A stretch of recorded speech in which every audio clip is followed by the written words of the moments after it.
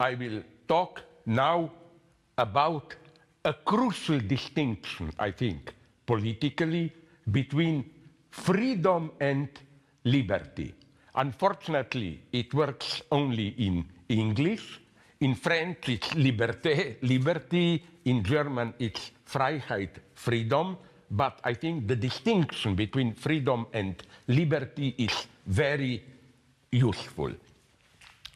Let me begin with another paradox of freedom. Sometimes the awareness of freedom, the awareness that I have a free choice, is precisely what prevents me from getting free of something. It guarantees that I will not change. The example here, of course, I didn't make a scientific experiment, but I checked with all of my friends, is smoking. Many smokers want to stop smoking.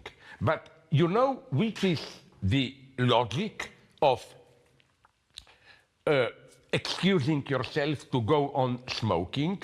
You tell to yourself, not a problem, I'm free. Anytime I can stop smoking.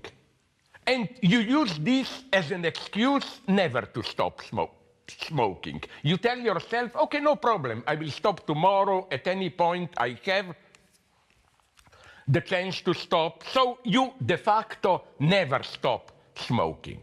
And my good friend Alenka Zupancic, a Slovene philosopher, proposed here a wonderful experiment. Let's say you are such a smoker who said, I'm a free being, I can smoke at any point and I can stop at any point that I want, so you use this awareness of a choice never to stop smoking. Alenka Zupancic said, but imagine a situation where somebody would make a choice more radical. Somebody, an authority, would tell you, yes, you are free to choose between smoking and not smoking, but the choice you make will oblige you to the end. That is to say, if you choose going on smoking, you will never be allowed to go back to non-smoking, and vice versa.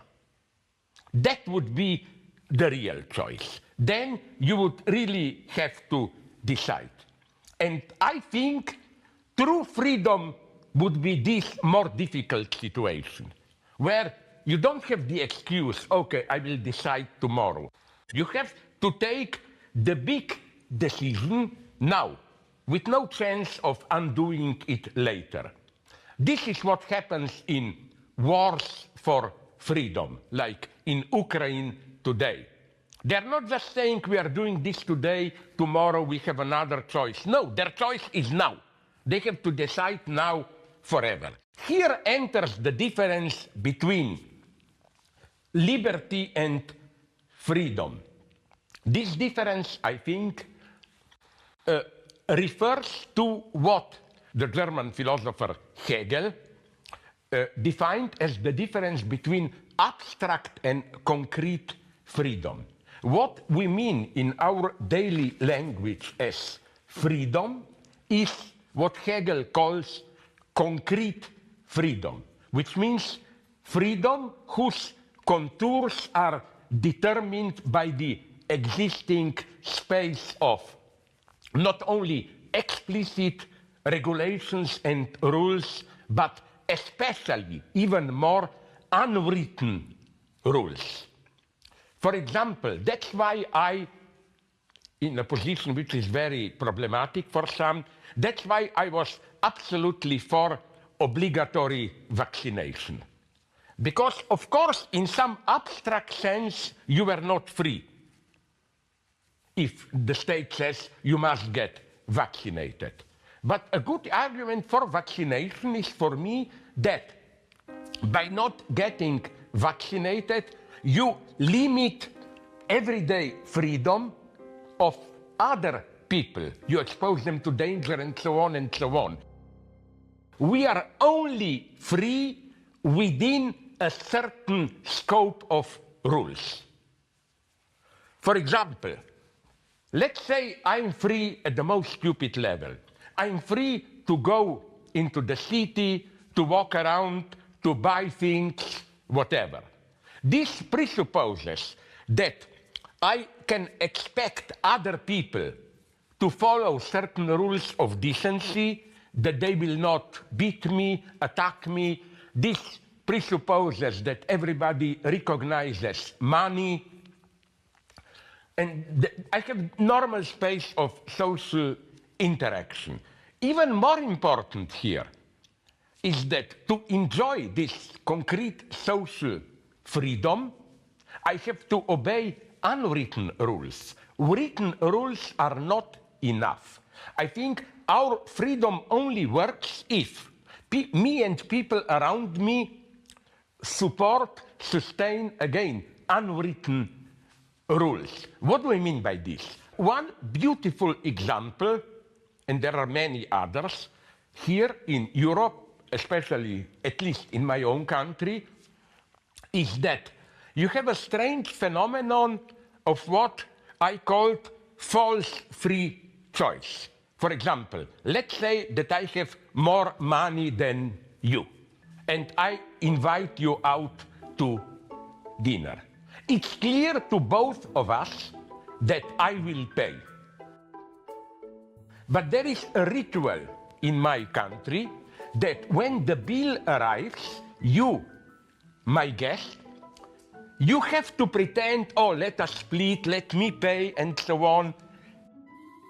It's pure politeness. The worst thing I can do to you is to say, okay, then you pay. I mean, you know, and this is what human culture is. You make an empty offer. We both know that I will pay, but to assert our link and friendship, we have to go through this. So again, an even more radical example is language. We are only free within a language. To think freely means to totally obey the rules of language. Otherwise, you cannot even think. So this is, again, concrete freedom. Here I am radically on the left. The left is right to point out that to be free, a whole set of conditions have to be established. Like, to be free, you have to have some kind of a social health care, social welfare, and so on. Without all this, you are formally free, but in reality, you are in total danger, in constant anxiety, and so on, and so on. So this is concrete freedom. Hegel was aware of them, where liberty as concrete freedom, liberty to live the way you want within a social order, that liberty falls apart and you need the more radical freedom to act outside the contours of liberty, as in a situation of social revolt, revolution, war, and so on. Jean-Paul Sartre, the French existentialist, put this in a wonderful way in a text that he wrote at the end of 1944, after France was liberated. Sartre wrote, "Never were we, French people, more free than under the German occupation. We had lost all our rights, and first of all, our right to speak. They, the Germans, insulted us to our faces. And that is why the resistance was a true democracy. For the soldier, as was here superior, the same danger, the same loneliness." So the situation Sartre is describing, it's not of liberty, You were totally controlled by the German people, were liquidated, tortured, abducted, and so on.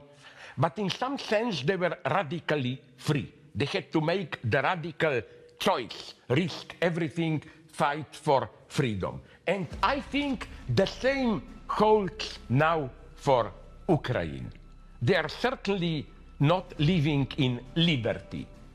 Even in the parts which are not yet occupied by the Russian army, they have to obey certain discipline and so on. But since their way of life is at stake, they have to decide radically to choose a side, to fight for their way of life. And this is freedom. Now I come to our today's situation. I think something very strange is happening now. More and more people think that they have to practice radical freedom, which means violating social rules and so on, to retain their liberty. The distinction is no longer clear. What do I mean by this? Think about the attack on Capitol on the 6th of January last year, 2021, when the mob of Trump supporters did something which was an act of freedom. They violated the rules of liberty, of social order. They occupied the Capitol. So they think that the only way to retain their liberty is to exercise freedom.